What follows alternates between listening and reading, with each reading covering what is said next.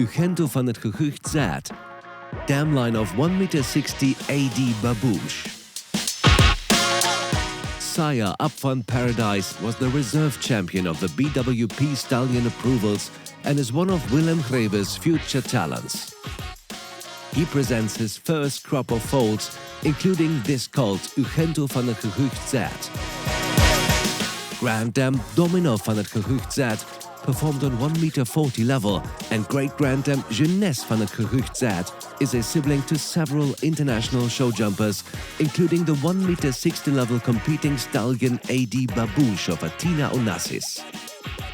This dam line has produced 1.45 level show jumpers like Jernice van de Postbaan and Nanouche van het Gehucht.